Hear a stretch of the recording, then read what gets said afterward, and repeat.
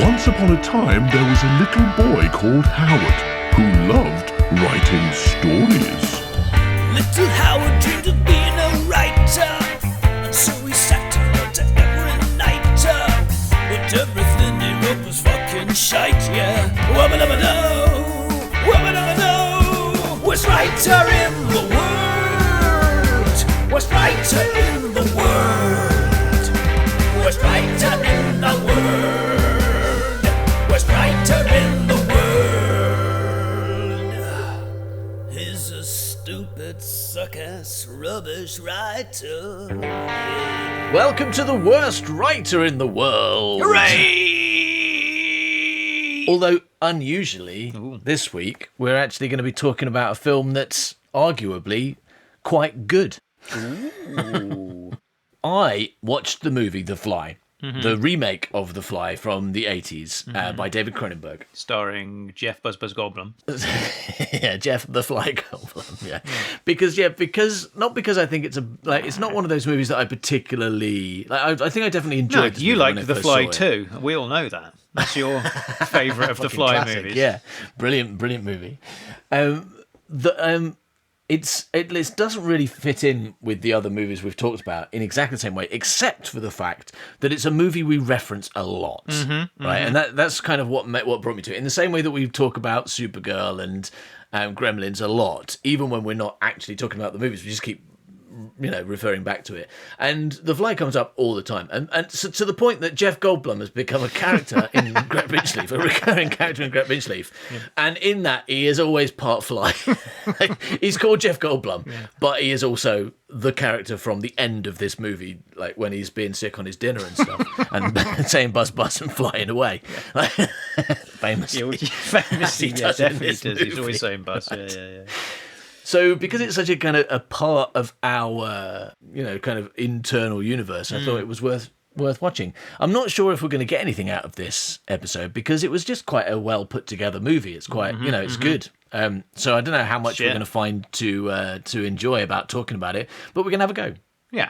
See if we can't get 5 minutes out of it. That's fair enough. So what I've done again, I watched the movie and made a load of notes, and just like I did last time with Last Crusade, I have not read them. I didn't look back at them at all because I have this strong feeling like we're not going to get anything out of this, so I didn't want to put too much work in. So I'm going to be reading my notes for the first time, and we'll see what I wrote when I was watching this movie.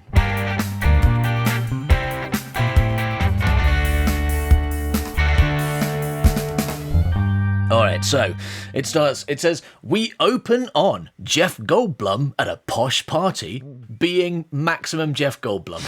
I don't know what I mean about that, but I guess he's really Jeffing it up. Yeah, right? he's like holding he's holding a fly. He's flapping his wings. flapping his wing. He's saying buzz buzz and he's been sick on his dinner. Yeah, like maximum real Jeff Goldblum rather than maximum us Jeff Goldblum. Yeah. No, he's just really kind of I think the way he's performing is just the way he's famous for his kind of awkward, stuttery performance. holding on some vowels, being incredibly tall. Buzz buzz. Saying flying buzz away. buzz flying away. Second. Yeah. Imagine if he did do that in all films, but only after he'd been in The Fly. There'd be some conspiracy theories flying around then, wouldn't there? Why is Jeff Did you Goldblum know it was sick? a documentary? Yeah. I mean, she does film him a lot. Yeah, and that's true. Part of the plot is that she films him all the time. So, it's David Cronenberg who was sleeping with Jeff Goldblum. Well, you got to remember when Orson Welles read The War of the Worlds or something like that on the radio that time, and everyone was like, "Shit, we're being invaded." If a video cassette, no. If somehow a video cassette and a video player and the relevant electricity required to power it went back in time, and some people watched The Fly before special effects and everything, they'd think that it was real, wouldn't they? Why am I saying these things? I don't know, because also, did you know that thing about Orson Welles and War of the Worlds? That's not true. That's a myth. Yeah. Turns out that's not real. So yeah, so We it's heard exactly it here like first. So it was a it's exactly Right. like sending a VHS back in time off the fly and everyone panicking and murdering themselves because they think Jeff Goldblum really is a fly. It is exactly like that because we just made it up. It's not a real thing. Shit. But that's good because you said we get nothing out of this, but now lots of people are hearing for the first time that, including myself, was not true. Are you sure that it wasn't true? Because when I heard War of the Worlds, I certainly ran outside and started shooting the sky. Yeah, but that's because you watched the Tom Cruise version, and that's a reasonable reaction to that. yeah. I'm sure a lot of people after watching that film got really like suicidal or murdery. I'm pretty sure, yeah. I mean, double check. Don't take my word for anything. For God's sake, I'm frequently wrong about things. So if you're listening to this and I've left it in, it's probably true. But at the same time, go and check it out. It's interesting what's true and what's not true. Like the idea that we don't eat all those spiders and everything. But Yeah. like, I've seen, and we talked about it. We've talked about it, but no, we talked about the sequel. We didn't talk about. We vaguely talked about. Well, I can't wait to find out what this is about. We vaguely talked about Indiana Jones, but Indiana Jones, a fly walks in that man's mouth, which I think proves that story about spiders walking in your mouth is incorrect. It's actually flies, and be careful if you're in a room with Jeff Goldblum because he's going to try and walk in your mouth. He's going to try and get in your mouth. get in there. Well, did you know, Howard, that while you're sleeping, 8 Jeff Goldblums get in your mouth? Yeah, I've heard that. Did you know? Right? Yeah. That's true. No. Yeah. And it turns out, actually, that's not true. It turns out that was just something made up by a woman writing for a magazine. A woman writing for a magazine who wanted to see how, if people would believe her, if she said, Believe her. Jeff Goldblum, get in your mouth. Oh, no, guess what? Turns out that's not true either. Yeah. Actually, Snopes made it up to see if people had believed that a woman wrote an article about Jeff Goldblum getting in your mouth. Yeah. Oh, no, hang on. The Snopes are lying as well. Oh, shit. Actually, I just made it up just now. Yeah. If you'd paid attention, you would have guessed straight away that I was making it up because I said I was. Knowing our audience, at least one person's going to go away from this podcast believing it now, though. They'll be like, oh, fuck, I'm scared that Jeff Goldblum's going to climb into my mouth while I'm sleeping. But like, we know that happens, right? What, because that that's Jeff happened Goldblum gets in your mouth when you're asleep? Yeah, because it's happened to both of us, and it happens 8 times a year to everyone. So you can't sleep through that. Everyone knows that happens. You wake up every time, it's like, yeah, it's me, Jeff Goldblum. Get yeah. out! How many times? Stop teleporting into my room from 6 meters away. Into my mouth. Stop teleporting into my mouth. My mouth is not a pod, okay? Yeah. It's not a teleportation pod. Get out of my goddamn mouth.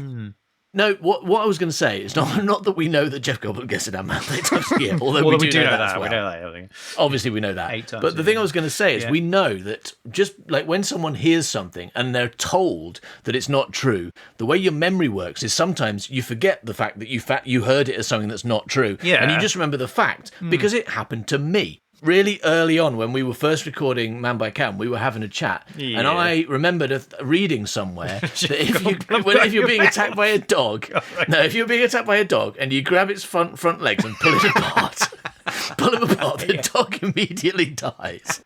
And we were just chatting. I remember saying this to you, and you going, "No, that's not true. That's obviously not true." And me going, "Actually, now I think about it, that doesn't sound very real." Yeah. But I definitely read it somewhere. And then, like a week later or something, I realised that the place I'd read it was in a little activity I'd given to my students, where it's like a bunch of things that aren't true but people think are true. It was presented as not true, but my brain had just remembered the wrong bit of that, and I hadn't remembered the context, just the fact. So Okay. it's definitely possible to do exactly what you just said. Well, I mean, yeah, within reason. I mean, like, it's possible for people to go away and do that, but if anyone honestly thinks that Jeff Goldblum gets in their mouth 8 times a year, he teleports into their mouth 8 times a year, then they need I to don't know. seek help. Have you seen people on the internet and what they're capable of believing? Yeah. Come on. Crikey. Anyway, so it's going better than I was expected because I've only read, the only bit I've read so far is Jeff Goldblum at a posh party being maximum Jeff Goldblum. That's all we've done. Yeah. So maybe we will get 10 episodes of this one after all. Anyway, so Jeff Goldblum's at a party, right? And he's telling someone that he's working on something that will change the world. because you know how monkeys are not currently inside out. Yeah. Well, I'm working on a machine that will fix that. Yeah, like, yeah, well, that's going to be really useful because, like, I'm going to be able to get all my bananas back. That's what I'm thinking. You know, if a monkey is like a purse for keeping your bananas in, and like you're going like, How oh, do you so open you it? get them back out again? Yeah, you need Jeff Goldblum. Yeah. Need Jeff Goldblum to do that with his monkey inverting machine. So next time he's inside your mouth when you wake up, just ask him nicely. Can you? Monkey, get my banana back. Yeah. It's a weird film, isn't it, The Fly? It is very strange so far. I mean, it's only been on for 3 seconds. And anyway, so he's telling someone that he's working on something that will change the world. And then we discover that he's actually, the person he's talking to is Gina Davis, and he's actually just trying to chat her up. And he's asking her back to his lab for a coffee, but she says no because he's a nerd. Right, yeah. Even though he's an incredibly handsome nerd. I mean, we're all looking at him. That's right. He's tall. Women like that. Does he wear glasses in this one? No. There you go. He's super hot then. He's a tall, hot man. Yeah, he's just standing there being Jeff Goldblum. And, like, people aren't just swarming around him going, oh, Jeff, have sex with me. Yeah. No, me. Yeah. It's not very believable, to be honest. I mean, all the fly stuff's fine, but this bit's not very believable. Maybe, well, I don't know. Maybe everyone's keeping away from him because they've heard the rumours about him getting in their mouth. But he's wearing a brown suit. That's the length they've gone to, right? Is it brown or is it grey? I think it's he light wears brown. exactly the same Yeah. suit every day. He's got a million of them Yeah, in that's a right. Yeah, wardrobe. that's right. In Yeah. his TARDIS wardrobe, he's got a million of the same suit, so he never has to wear one ever again. And so basically, at the moment he's Clark Kent, right? He is, yeah. And nobody fancies Clark Kent. But when Clark Kent turns into Superman or Jeff Goldblum turns into a hideous fly, then everyone wants to fuck him. Because Gina Davis is well into him when he's sicking on his dinner and pulling his nails off. You've missed a stage. You've jumped okay. ahead. You've missed out a very important stage. Oh. Because, at the beginning he's got his suit on, and so he's Clark Kent. And at the end he's a fly, so he's Superman. Yeah. Because Superman is a fly. Yeah. But there's a bit in the middle where he's Jeff Goldblum without his shirt on. Oh, okay. That's when Gina Davis wants to have sex with him. He's Jurassic Park Goldblum at that point, yeah. Yeah, Everyone exactly. likes that. Yeah, like it when Anyway, so Gina Davis was like, no, I don't want to go back to your lab for a coffee. You're a nerd, and leaves. But like Jeff Goldblum like chases after her. Oh, really? A bit weird. And like I guess then it turns out that she's some kind of science journalist. So actually Jeff Goldblum isn't chatting her up. He just wanted her to go back to his lab so she could interview him. And he's all like, no, I'm trying to change the world. I'm not actually just trying to get you to come back and sleep with me. I want to show you my brilliant invention. This time she says yes because it's only possible to resist Jeff Goldblum for so long. Yeah. She's just hot for science, isn't she? She really She is, yeah. Does he tell her what he's got back there? She said, "I'd really like to see an inside-out monkey." Okay, show me the way. No, he just says that he's going to change the world. I don't know. I would trust him less. He still seems he seems more like a weird stalker at this point. Absolutely. No, you wouldn't. I mean, to be honest, in all seriousness, you would not go anywhere with Jeff Goldblum. I don't want to sleep with you. I just want to show you something amazing that's going to change the world. my penis. It goes big and green when I get angry. Wait a minute. What's that a reference to? Oh, don't worry, everybody. That's a reference to something that Mike and Brian said before we started recording. If you want to know more, then you should join the gang and listen to the Mike and Brian tapes, because actually we do record those bits and then we put them on brilliant gang episodes that's just Mike and Brian chatting to each other about big green penises, amongst other, and BA obviously. BA, mostly BA. Mostly BA. All right. So yeah, no, you're absolutely right.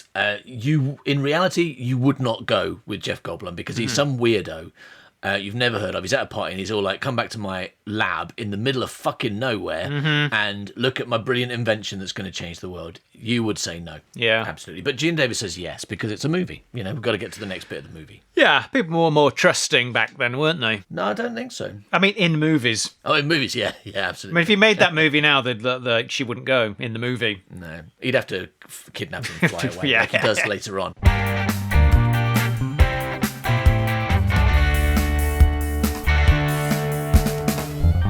So next up, they're in a car together, in her car, and we learn that Jeff Goldblum has motion sickness. Oh. So I guess that is his entire motivation for inventing teleportation, is so he never has to get in a car because it makes him feel ill. Oh, wow. It's good, that. I'd never noticed that before, but that is definitely that's true. the reason, yeah. Does he also, like, eat a sugar cube in the car and say, like, gosh, I love eating sugar? because he's not inventing turn you into a fly machine. Or turn you into a horse machine, it sounds like you're describing. I mean, he is, but he doesn't realise he's doing that. That's exactly what he's done. Yeah, but he doesn't know he's doing that. So he doesn't need motivation to invent a turn into a fly obviously, machine, like, that's an accident. he'd know if a horse got into the pod with him. I mean, well, then it would have to be deliberate, and then he'd have to eat a lot of sugar lumps, and then that would make sense. yeah. So Jeff takes her to his dingy laboratory, which is like the moment you walk in, it's like this is his murder room. This is absolutely his murder room. There's no neighbours. It's really far away from. It's like in some kind of industrial park where no one else works. There's no cars. It's a murder spot, and she's just like, absolutely, I'll come inside your murder spot with you, rather than running away. But he takes her inside. She goes inside. She's fine. Where he has a piano, and then he sits down and plays, and then he makes a joke about murdering her. Oh, like he just comes out and says, "Oh yeah, I might murder you, ha ha bonk." Unfortunately, I haven't written down what the joke was, but okay, well, I know what the joke is. Why did the Jeff Goldblum cross the road to murder you? to murder you. Yeah. She's like, what? Who's Jeff Goldblum? It's like, no, but not me, but yeah, he's called Seth in this. Seth Goldblum.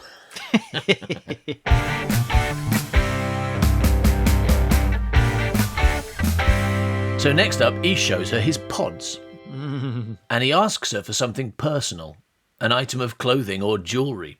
Could be your pants, if you want to give me your underwear, that could be good. Yeah, I need your underwear so I can teleport it in my pods. Is that okay? Do you mind if I teleport your pants? Is that all right? Do you mind taking your pants off so I can teleport them?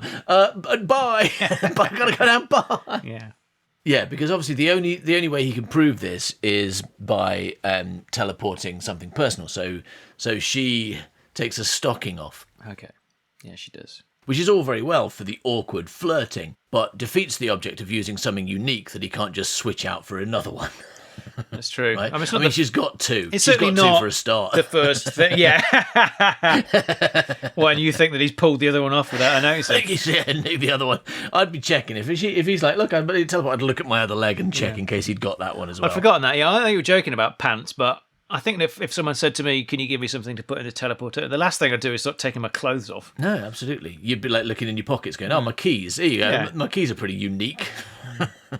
I'd like to see them. I mean, my keys. I've got 8 different keys, all of which I recognise, and a couple of shoelaces on there. So I think faking that would be very difficult. Yes, that's true. But she's lucky she didn't put her keys in, because they wouldn't work afterwards, would they? Because they'd be inside out.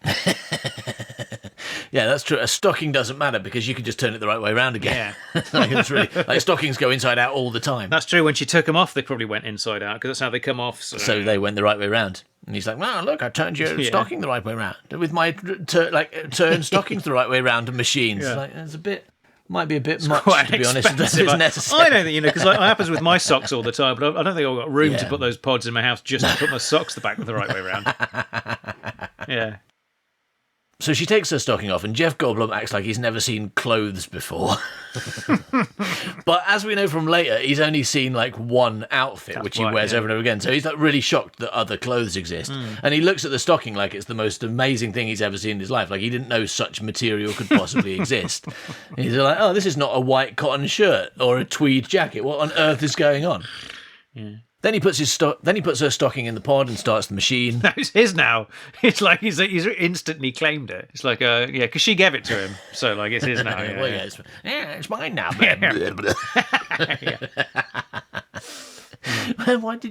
Why did you just disintegrate my stocking by vomiting on it? I told you I'd got something to show you. It's me being a fly. No, hang on, jumping ahead. I'll try that line again. I'll try and get the pronouns right this time. Then he puts her stocking in the pod and starts the machine. It disappears, and Gina Davis says, "Great, the world's largest microwave oven." Microwave ovens, famous for making things disappear. Maybe that's how Gina Davis dries her clothes, by putting them in the microwave oven, because there's no other reason she'd think it was a microwave oven. You might say the world's largest washing machine or the world's largest tumble dryer, but nobody puts clothes in microwaves. Yeah, no, but I think you've forgotten an important thing here. Like, that's true, except for the fact she waits until after it's disappeared to say this. And putting clothes in the microwave or the washing machine doesn't make them disappear. No. So it's like if she says the world's largest washing machine, she's got to also add that makes your clothes disappear for some reason. Yeah, they do that though. They do that. No, they don't. People just think they do because people are disorganized. But if you wash one sock, Yeah. and then open the washing machine and it's gone, that means someone's playing a prank on you. You got to look for someone filming for YouTube. Also, you need to think about your expenditure on electricity, because it's way. Don't use your washing machine to wash one sock. I mean, and also, like, why are you doing that? Are you helping yourself? What are you going to do now? You've got one sock. I mean, I suppose maybe you've only got one leg. In fact, maybe you've only got. Maybe you're a one-footed. Maybe you are only 1 foot. Yeah. Maybe the rest of your body was amputated, and so you are only 1 foot. And we're actually being quite offensive by suggesting that you are not allowed to wash all of your clothes. Anyway, so she thinks that he's made a big microwave oven that makes stockings disappear. That's how she reads the situation. Enough. But Jeff shows her that he teleported her stocking to the other side of the room. So useful. Then it turns out Jeff was trying to pull her, but she thought she was there as a journalist to do a story. But Jeff says she can't ever write about this. He'd have never told any of this to a journalist, even though she is a journalist and he knew she was a journalist and he did tell her.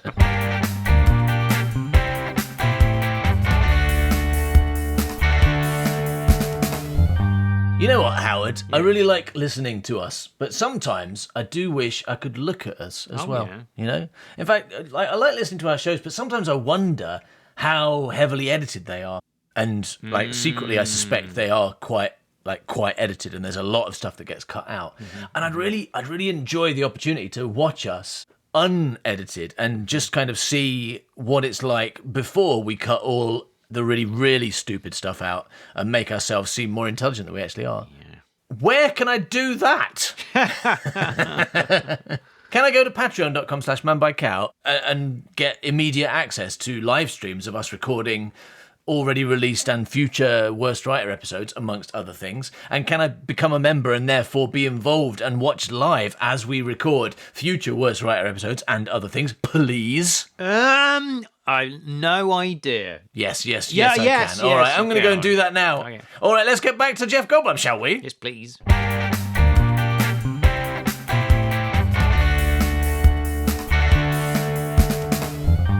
All right, so then we cut to Gina Davis telling her boss about the teleportation, but he doesn't believe her. He thinks it was a trick. But then Jeff Goldblum turns up. He's outside the window, banging against it, trying to get in. Yeah. He's not even trying to get in, he's just confused by it. And Jeff says, I've come here to say one magic word to you. Cheeseburger. And hopefully the joke is that is definitely 2 words. I guess it probably isn't, is it? I mean, is cheeseburger 1 or 2 words? That feels like 2 words, right?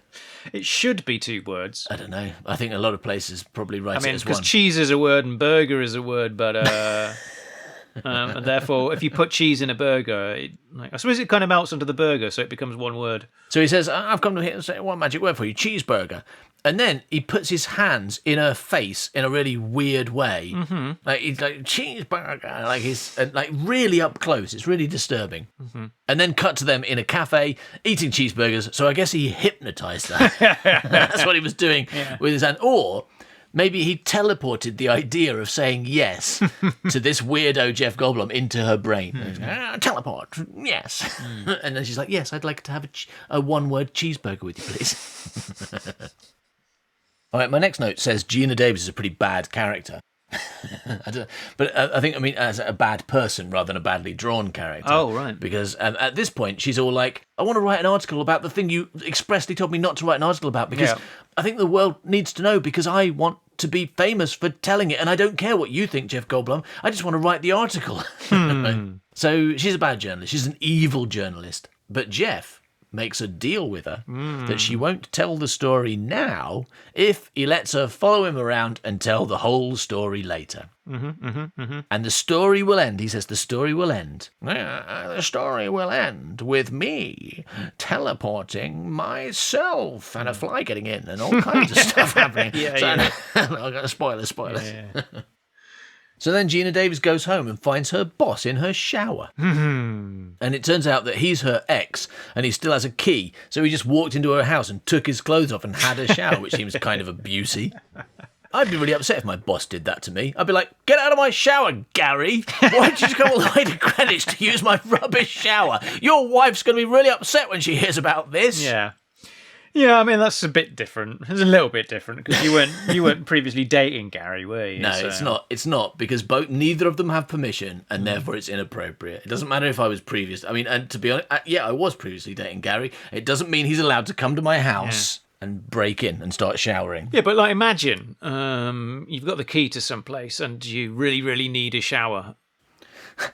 You don't. There's no situation where you need a shower. That's not why he's having a shower because he needs a shower. He's having a shower as some really weird power play. He's getting clean because he's hoping to have sex afterwards, so he's cleaning his penis. Anyway, she tells him to leave and demands her key back, but he refuses. It's really unpleasant. Like I tell you, this guy. The thing is, this guy, and I think we need to remember this. Like everyone needs to be very aware of this. The movie absolutely presents this guy as the villain. Like he is horrible to her. He is abusive. He is nasty.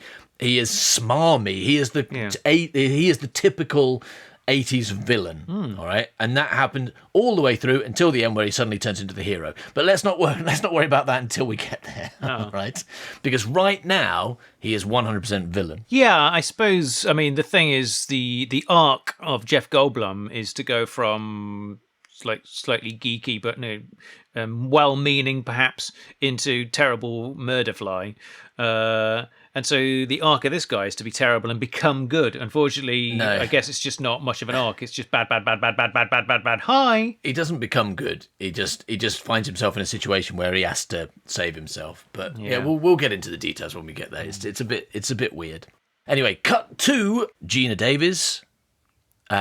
Films as sorry, the thing is, I remember doing this now when I told you I didn't read this, and I was experimenting with like Drugs? voice dictation. Okay. With speaking to my phone and letting it do the typing, because I was watching it with a cat sitting on me, and it was all quite difficult and complicated. So I was like, I'll just speak into my phone. So it might, and a lot of the time it's pretty good. Like, talk to text, pretty good stuff, right? Yeah. But sometimes it doesn't quite get it right, because this line says, cut to Gina, David's films as Jeff, Goblin turns a monkey inside out. And those are like 3 sentences. Yeah. But I think what it's meant to say is cut to Gina Davis films as Jeff Goldblum turns a monkey inside out. Yes. I guess I've got a question about it now that I've not thought about previously. Is that where the fuck do you get a monkey from? Isn't that a really expensive animal to decide to put through first? What's wrong with getting a mouse? Why did he get I'm just going to go and buy a £3,000 monkey from some fucking posh store.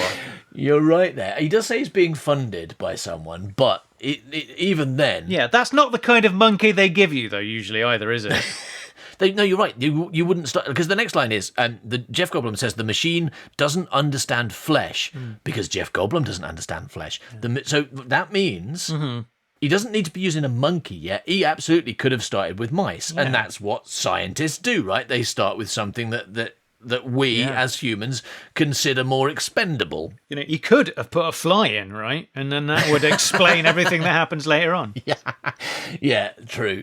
You're absolutely right. It's mad that he is just turning monkeys inside out because he's like... Yeah. It's like, I'm going to go back to basics. Let me put this Rembrandt in. This original Rembrandt. Oh, no, what have I done now? Oh, fuck. All right, I'm going to try all my money. All right, I'm putting all my money. Oh, it's fuck worthless it, inside now, out no. money. Inside out money. Yeah, no, like with space flight, right? Space flight did not start with monkeys. Like, they did not put chimps in first. No, everybody knows that monkeys didn't invent spaceflight, Rufus. Not my point. But, they started with quite, with they built up. They started with like mice and birds and and fish. And that dog, that famous dog, yeah. And then they got to dogs, and then eventually it was chimps, and then people. Because you don't start with chimp. Or baboon in this case. Yeah, and what kind of monkey is it? Is it a proboscis monkey? Baboon. It's a baboon. Yeah, it's a baboon. I'm just going to quickly Google how much. No, I'm not really. How much a baboon costs? Yeah. I think you probably can't buy them, can you? But well, let's say £1 million. Yeah. Let's say it's £1 million. so, right? Whoops, that's my funding gone. All on one monkey. I have to put myself in now. I hope a fly doesn't get in. But the thing is, he implies that this is not the first time he's done this. Yeah, because he takes it out and he throws it on a pile of inside-out monkeys. It's on the deleted scenes. Yeah, no, absolutely. It's clear this is not the first time. He's not like, oh, this is the first time I've ever tried a monkey. Let's see what happens. It feels like he's done this before, but he's showing, because Gina Davis is filming it. He's doing it for the camera this time. Yeah. But then he's all like, see, this always happens because the machine doesn't understand flesh, because I don't understand flesh, and I've got to program it to understand. Fucking, this always happens. Not even just with my teleport pod. Everything I make turns monkeys inside out. Well, it's a toaster I invented. That was just meant to be a toaster. Yeah. Why are inside out monkey? I put a bit of bread in it until that monkey comes out. Monkey. Jesus Christ. Yeah. It turns out, of course, that the inside out monkey is just a side effect, and when he looks behind it, there's the normal monkey. The normal monkey's fine. Yeah. That's just a side effect of the machine. It always creates an inside out monkey. Oh, it's a prestige. It's a prestige teleporter. No, not that happens in the Prestige. Don't get confused with the plot of Prestige. It's not every time Hugh Jackman teleports the monkey gets turned inside out, but that would be a cool little addition. Yeah. Hugh Jackman falls into a fucking tank of water and dies. A new Hugh Jackman appears somewhere. Yeah. And of course that inside out monkey appears as well, just like globbing around. Yeah, just glob around. Famously. We'll be back in 2 weeks with part 2 and final of The Fly, but if you want to listen to it right now, then go to patreon.com/manbycow and get it for just $2. Bye Mill. Worst writer in the world. Worst writer in the world.